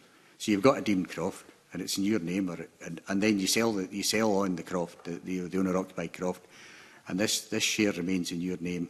It's a deemed croft, and as Andrew said, what we haven't done until now is actually use the enforcement powers on these, because of all the reasons I discussed earlier on. And then 2 generations down the line, nobody knows where that person is, they've died and such like. So in that particular scenario, yes, it would be useful if there was a mechanism where the Commission could step in and say, this is what's happening with this share, after a due process, obviously, of trying to identify. Okay, thank you. Alistair. Not to disagree really with anything you've said about the fact that the landscape has changed and many people want to use crofts and grazings for different things, but to push back a little bit, would you recognise the fear that some potential new entrants might have, that they could find it difficult to obtain a croft which had the necessary grazings to do what they wanted to do, which was to keep animals on the common grazing in some places, if this was to be completely unchecked, this trend of separating grazing shares from crofts? I recognise that fear, but we have to bear in mind that crofts are incredibly variable already. We've got 200-acre crofts. We've got 2-acre crofts. In fact, we've probably got 0.2-acre crofts. So crofts are incredibly variable things. Very, very few of them are viable units in an agricultural sense. The Western Isles is... there are probably more people working viable units in the Western Isles than in other parts of the crofting counties. I don't think the current, what's being proposed in the bill plus what already exists is an unreasonable set of circumstances.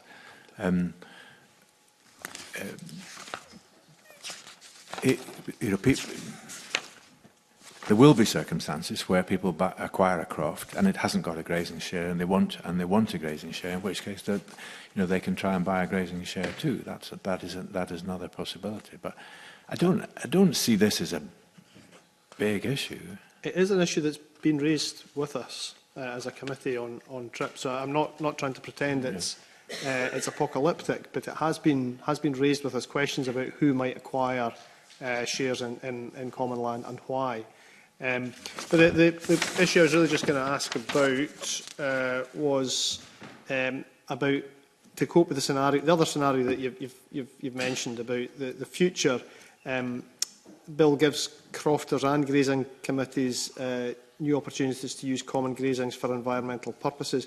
Do you think that common grazings committees at present are resourced, equipped, available to hold money to the extent that might be needed to do all these things? Does the bill assist in any of this?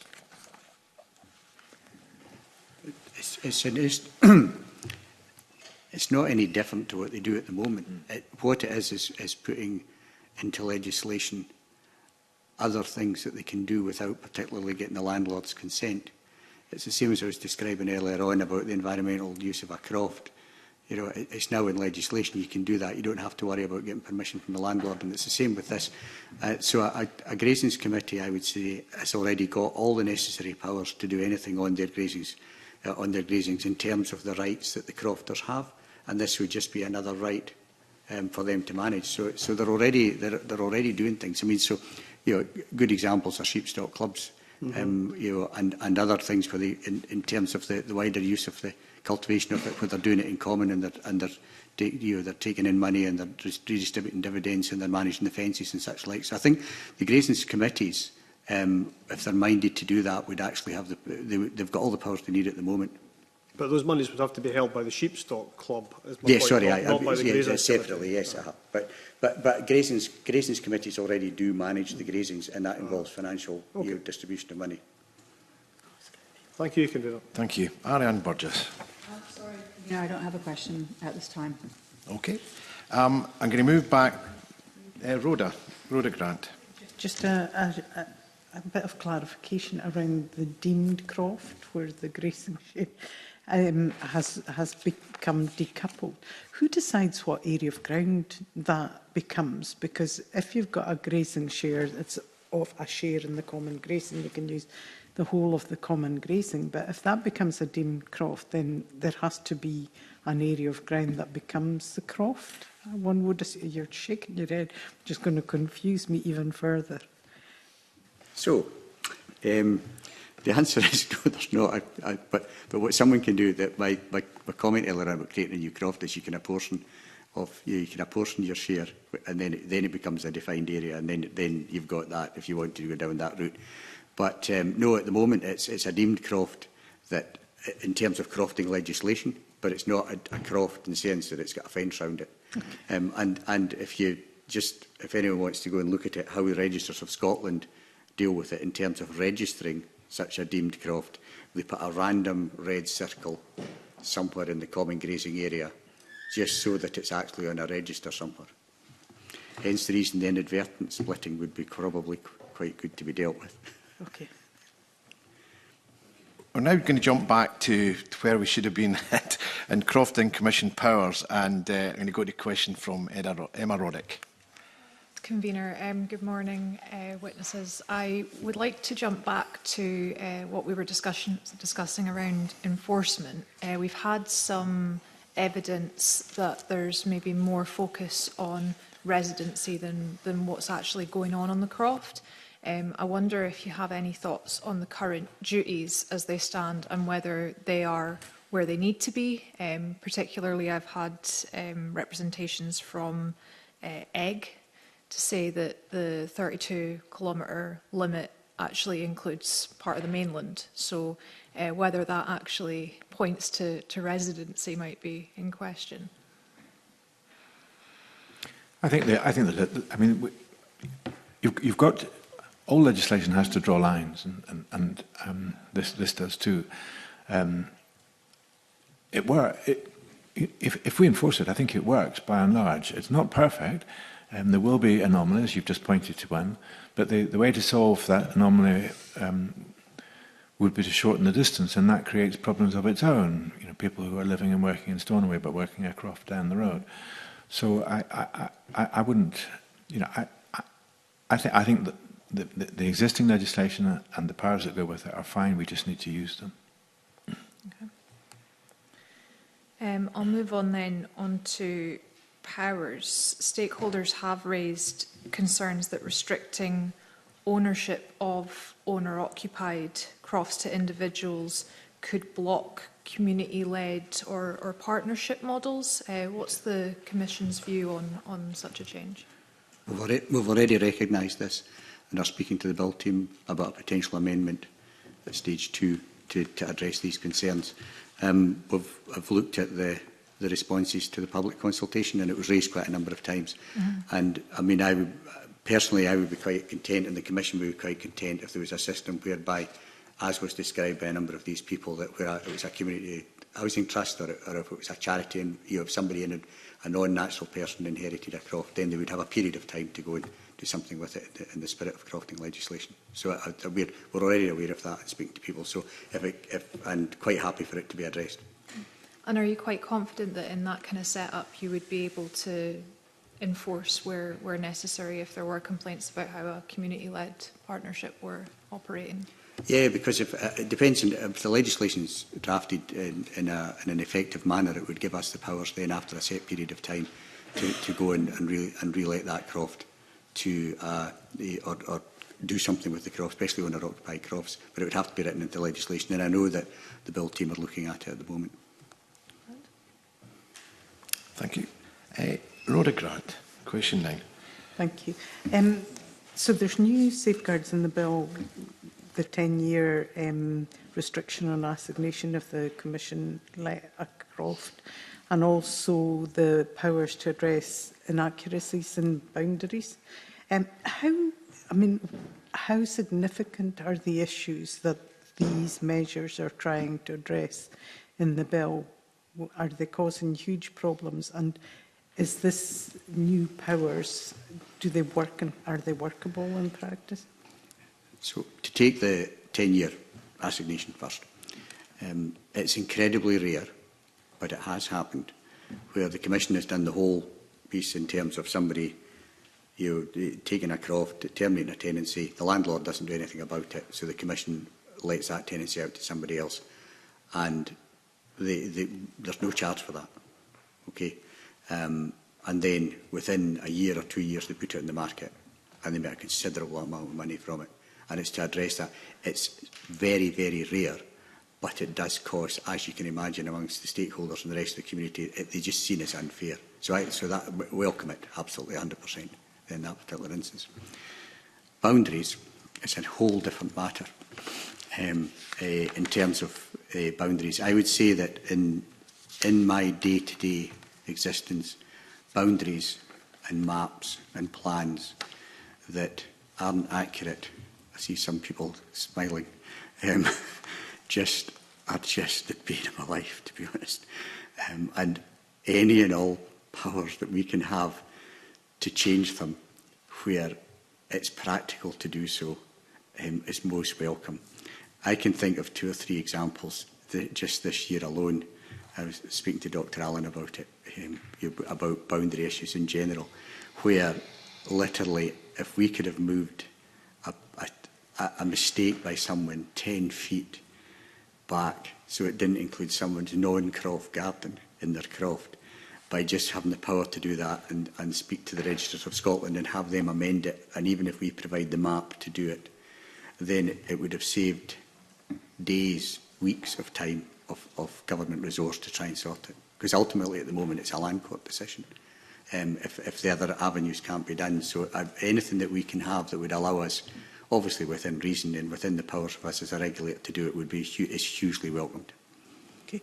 And with regard to the restriction and assignation for 10 years, what happens if someone's circumstances change? Would the croft then revert back to you to relet, or could they look at an assignation? I mean, how would that work? I'm thinking, illness, lots of things. Yeah, it could probably, there would probably be a caveat inserted into it to say, unless specific circumstances, could be considered, could specific circumstances be considered by the Commission, and then come to an equitable arrangement on it.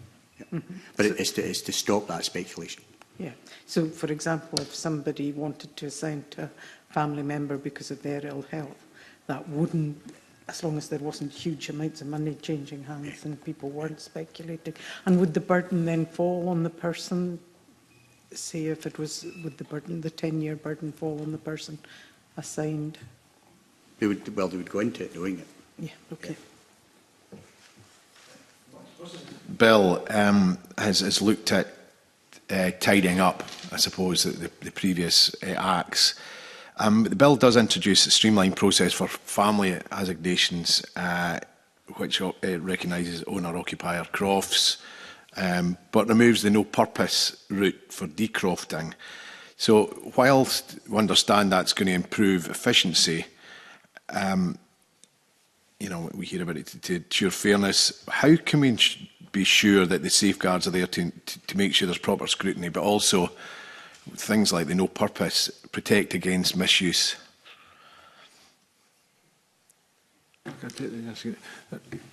So I'll just take the assignation point and then Gary will take the no-purpose point. There is actually quite a strong argument for saying that people should be free to assign to who they want, because the issue is not who this person is. The issue is, are they going to be a suitable tenant? Are they going to work the croft, live there, and so on? And that's really an enforcement issue. It's a duties and an enforcement issue.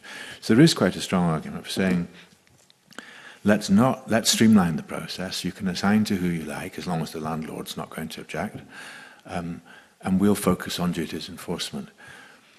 That was discussed, and the Bill team thought about that very hard. They then came back from that to the position we're in. I'm certainly very happy with what's being proposed, because what we need to do is focus on the thing that matters, which is, are they living there? Are they using the place properly? And you can't, you can ask people before they get a croft, are you going to live there? Are you going to use it? And they can say, yes, yes, yes, here's all our plans. You can't prove that. So much better to focus on, are you actually doing it? Is there real evidence rather than some sort of theoretical will they or won't they argument? Mm-hmm. So I suppose the thoughts behind no purpose and decrofting, what's the thoughts behind that? Sorry, in terms of no purpose decrofting, the way my understanding of it is that we would decrofting, well, sorry, in terms of no purpose, it's simply a tidying up of trying to make sure that decrofting is done for the purposes that it's meant to be done. That's the best way to describe it. Mm-hmm. Okay, so you're happy that there's no further safeguards need to be put in place? Yeah. Okay. Yeah, we're quite happy. Yep. Thank you. Now going to move on to a question from Emma Roddick. So this has been touched on a little bit earlier, but at present Crofton obviously has two registers, the Register of Crofts and the Crofton Register. Will maintaining both remain necessary, or should the longer term aim be to move to a single unified system? Yes, the answer to that is that that's the aim. So we had a very, very productive meeting with Registers of Scotland earlier on this year.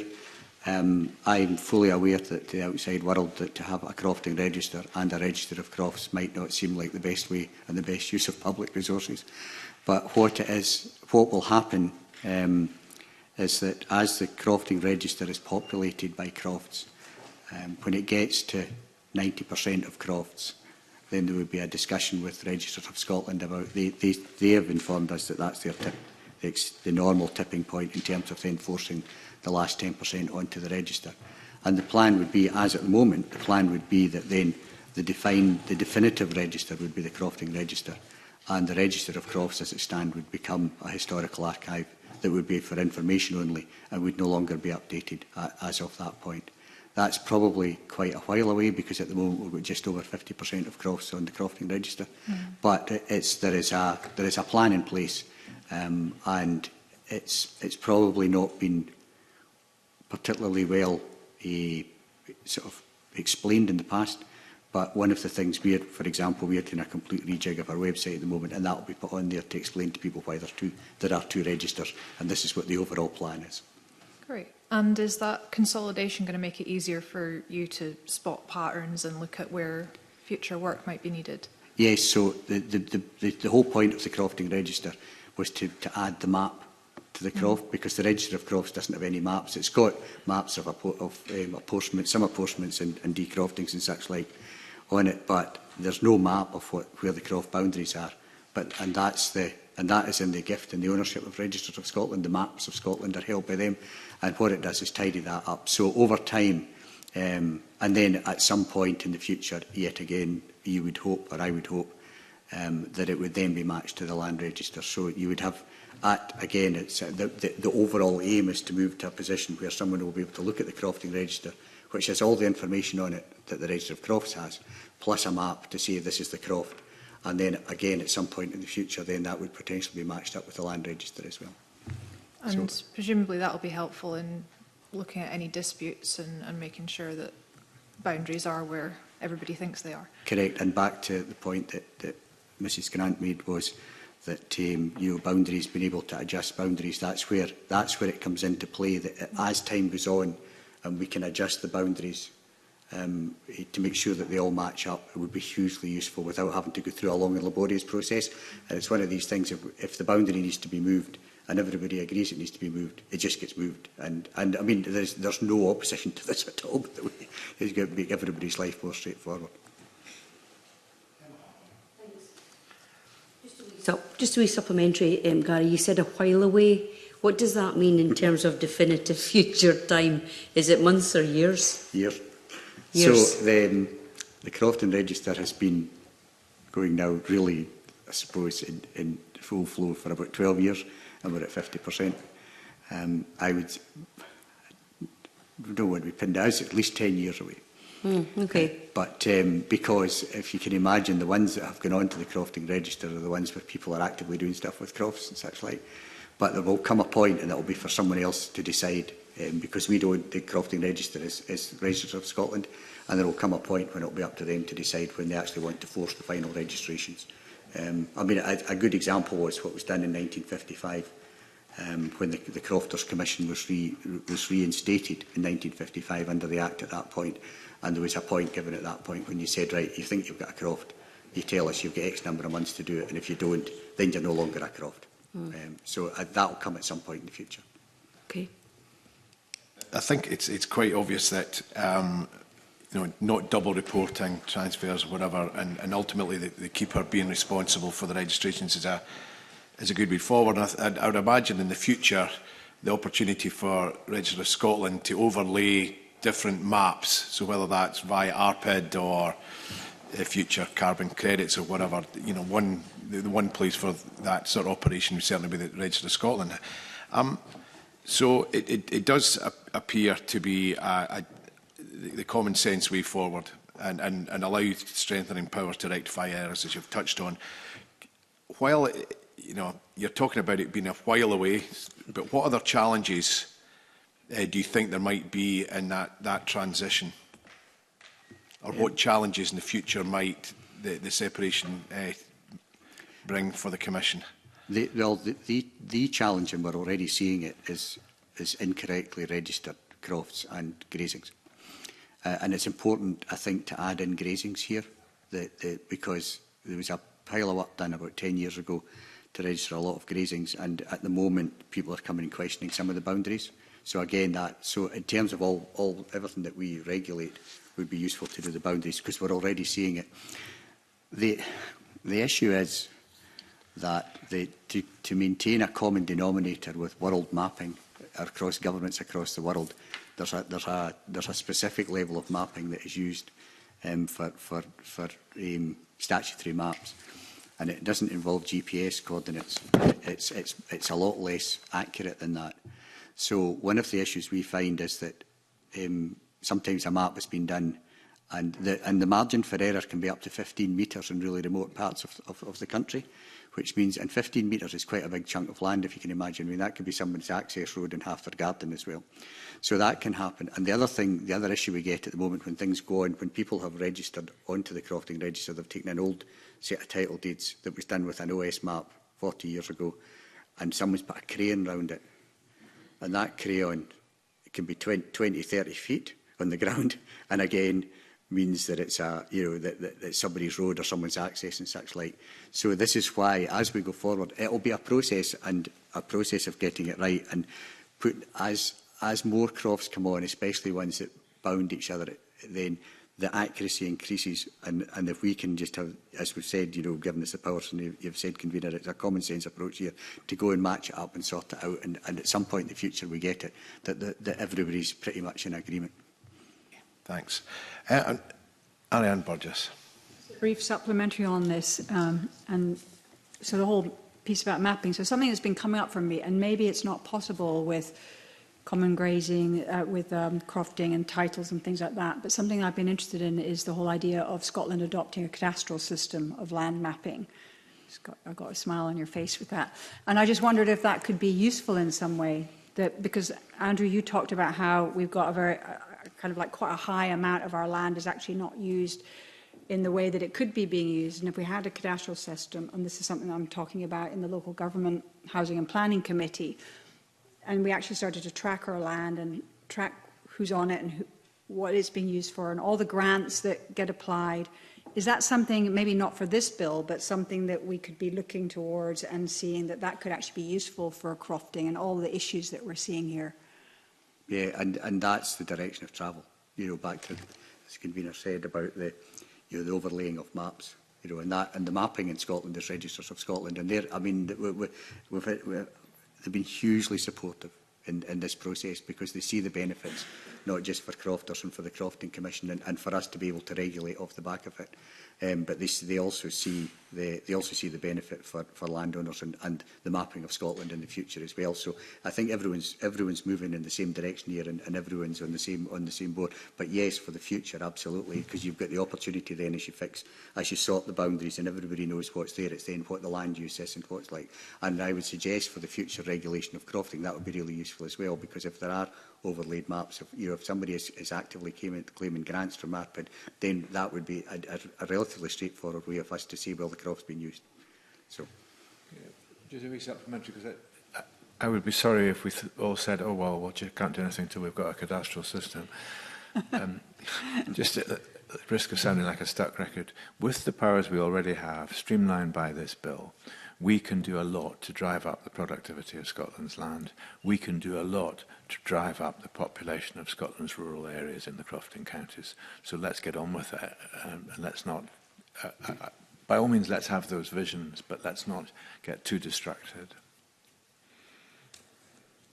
Going to move on to the final few questions from Emma Harper. Thanks, Convener.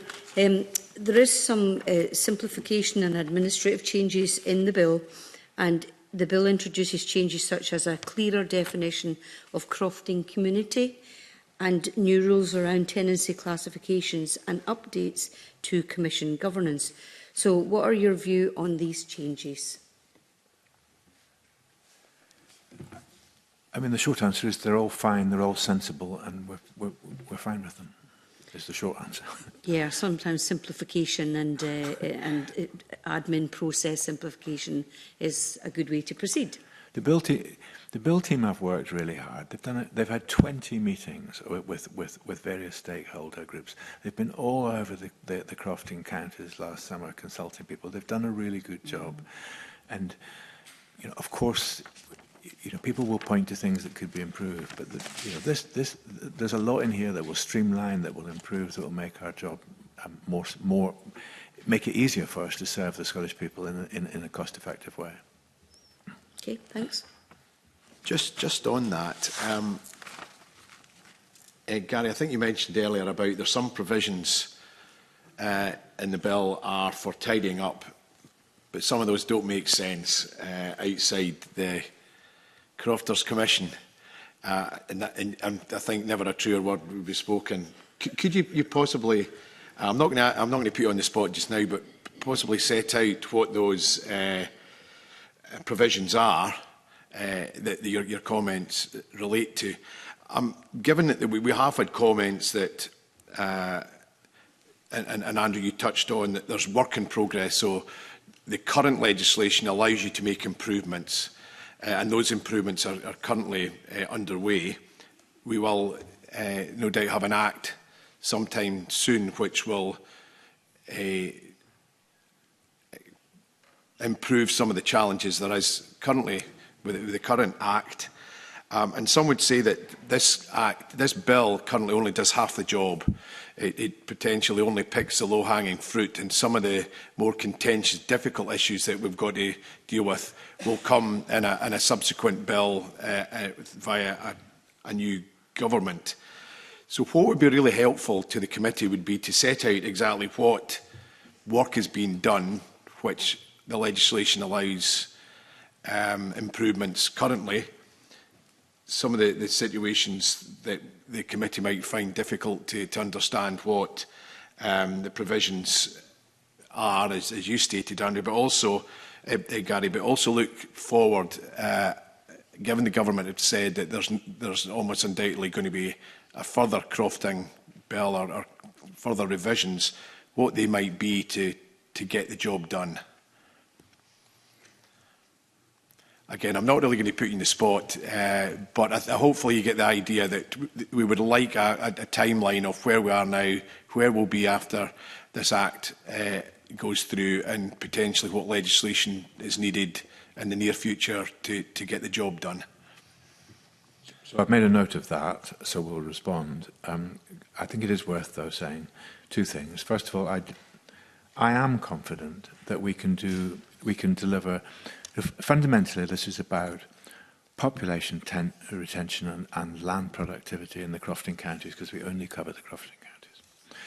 I am confident with the powers we've got, with the board that we will have soon, that we can deliver most of that with the existing powers streamlined by this bill. I am confident about that. The question of more fundamental reform is a much bigger question. It brings in land reform, and in doing that thinking, I strongly encourage to bring the Land Commission into that thinking. They've got the brains, they've got the people, they've got the research capacity to do that. There is a danger, always a danger with these things, that you see things through a too narrow a lens. And we'll try and respond, but I think we need to recognise that crofting tenure doesn't exist for its own sake. It exists to deliver. Rural Scotland is now very short of skills, very short of labour, and all sorts of bits of the economy constrained by that. Crofting tenure is about the only bit we've got in legislation that gives you a residency duty, for example, that can allow you to drive some of that. We are increasingly concerned about land productivity for carbon sequestration and all these other things. Crofting tenure gives you all sorts of tools that you can use to drive some of that. But we need to think about that in the context of that much bigger picture. Thank you. Rhoda Grant. Thank you. A lot of the practical changes in the bill seem like common sense, things like moving notices onto digital platforms, things around the 3-year cycle for the census. But are there some risks involved in that with regard to the census? Things may get out of date much quicker between censuses, and also around kind of using digital platforms. Crofters tend to be an ageing community. Would they have access in the same way? How do you make sure people have the information that they need at the time they need it? On the whole, crofters are actually remarkably digitally connected, as is the agricultural community generally. Actually, there are significant issues around our digital capacity, and we need to modernise that. But I'm going to pass to Gary to let him deal with that, if that's okay. It's hugely welcomed, given the Commission the powers to decide, for want of a better word, how it's best to communicate with people, and that it's just common sense, and it allows things to flex. I mean, there's stuff written in legislation in terms of how things have to be delivered that doesn't exist any longer, and that could end up being a legal issue at some point in the future. But then, in terms of alongside this, and I think, Convener, it also alludes to what you're asking us to do, because at the same time as this bill has a huge amount of work's gone into this, a huge consultation, as Andrew has said, we've been doing a considerable amount of work in terms of working within the Commission to use the existing legislation and policy and different things over the years since the additional resource was found 2 or 3 years ago. So these two things are working together, and one of those is, for example, we're having, as I said earlier on, we're moving our website to a new platform. We're completely redoing it. It's one of these things that's just grown organically over a number of years. But as a good example, one of the things we're talking about there is that we're increasing the number of ways that people can actually get notifications. So you can sign up as a crofter and say, if there's an application or a notification comes in from a certain postcode, you'll get pinged an email. And then all our applications are on the website anyway. So the minute it goes to the website, you get pinged an email and you can go on and look at it. So you're not relying on somebody nailing a piece of paper to a post in a prominent piece of the croft. And the prominent piece of the croft could mean 2 different posts to 2 different people. So I think, that it's actually going to improve things massively. And also, a huge saving to the public purse. And the point on the annual notice or census is that, you know, with the option of having it up to 3 years, we can do it more often if we need to. So that there may be a period of time, I would suggest that we do it slightly more often as we get more, because the work to carry on the piece of work we're doing at the moment, which is getting it to the, I want to get it to the point where we're between 95 and 100% return rate, and we really, what we're identifying every year is the small number of crops where there's an issue. It might be that we continue with an annual census for a while, and then once we feel that that system is working well, and to quote the Minister, when he said, we win hearts and minds in that it's unacceptable not to use your croft in accordance with legislation. When we get close to that point, then we can start to loosen these things off. But again, that will be a decision for the future. So I'm very content with what's in this, because again, it just helps us. And some of it, back to Convener's point, some of it you sit there and go, talking about electronic stuff, why? Well, you know, and that, because that internally for us is catastrophic at the moment. So. Ariane Burgess. Yeah, so it's been good to hear about the part 1 of the bill, and I've just got a general question to seek your views on part 2, which is about the land court. And do you have any thoughts about it? No, it's not really your space, but it's connected, isn't it? It's not our space. So I won't comment in detail on part 2, but I think it is just underlining the point you've made. It is interconnected. That interplay between the legislation that you put in place in part 1 or in previous bills, the policy plan that we put in place to spell out how that's going to be delivered, and then the role of the land court in creating case law around some of that is an entirely integrated loop, if you like. And I think it's really important that everyone understands that in conceptually thinking this whole thing through, that we're thinking in that integrated way. So there's an importance of recognising it's part of the system that you're working within. It is, and clearly there's a distance, and there must be a distance between us and the land court. But that doesn't mean to say we don't talk to them and all the rest of it, because of course we do, because they, I wouldn't as in any other aspect of public life where you've got legislation, it's only when the courts create case law that you start to really know what that legislation means. Right. And it's very, it's an important part of this. I think, from what I see, there may have been a tendency in previous decades to try and write crofting legislation in a very prescriptive way. And I don't think that's been helpful. I think it's inflexible. It can be very difficult to operate, and our staff and our solicitor and so on do find that frustrating. The more flexible you make crofting legislation, or indeed any other legislation, Parliament sets out its intention clearly. But then that legislation sits within that wider context. So legislation which is flexible enough to stand the test of time, to stand the fact that land use change is happening faster than at any time in the last 100 years, probably right now. So any legislation that you enact now must be flexible enough to cope with that. So that interplay between legislation, policy plan, and case law, land court, is a crucially important loop. Okay, thank you. Thank you very much, Andrew Thinn, Gary Campbell. That has been a great session. I must admit, over the last 5 days, I have learnt so much about crofting, and I suppose highlighted just how little I knew before. So, I say the last 5 days and evidence we've received from grassroots crofters and yourselves has been invaluable, and will help us hugely when we consider the scrutiny of the rest of the bill. So thank you very much for giving your evidence this morning. I now move into private session, and I suspend the meeting for 5 minutes.